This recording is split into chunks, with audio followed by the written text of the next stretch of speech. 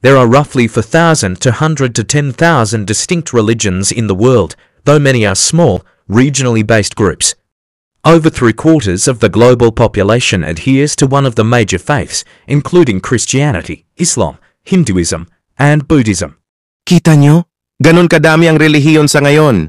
Agawan kung sino ang totoo. Sa Kristyanismo pa lang hindi na magkasundo-sundo, aba, malaking gulo ito. Mababangis na pastor kuno na nagsisigaw kami ang totoo.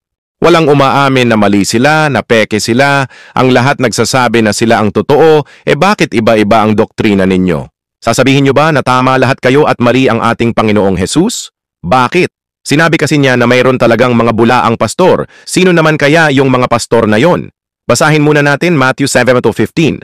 Mangagingat kayo sa mga bulaang propeta na nagsisilapit sa inyo na may damit tupa, datapuwat sa loob ay mga lobong maninila, sila yung mga bulag na taga-akay. Basa, Matthew 15:14, pabayaan ninyo sila. Sila'y mga bulag na taga-akay, at kung ang bulag ay umakay sa bulag, ay kapuwa sila mga huhulog sa hukay. O ngayon nyo sabihin na mali ang sinabi ng ating Panginoon. Tingnan nyo muna ang inyong sarili, bakit? Lahat kayo copycat lang sa orihinal na iglesia.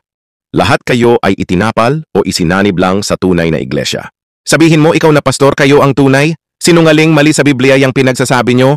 Simula sa panahon ni Apostol Pablo hanggang ngayon, copycat lang kayong lahat. Basa. Romans 11:11-12. Sinasabi ko nga, nangatisod kaya sila upang mga hulog, huwag nawang mangyari. Datapuwat sa pagkahulog nila'y dumating ang pagkaligtas sa mga hentil upang ipamungkahi sila sa paninibugho. Ngayon kung ang pagkahulog nga nila ay siyang kayamanan ng sanglibutan, at ang pagkalugi nila ay siyang kayamanan ng mga gentil, gaano pa ang kapunuan nila? Sino yung nangahulog dyan? Sila yung peculiar people, yung Israel. Nangahulog sila because of unbelief. Dahil doon, tayong mga hentil ay isinanib sa kanila, tapos sasabihin nyo, kayo ang tunay, waka kuyapi? Ituloy nyo pagbasa sa Roma 11:14-26.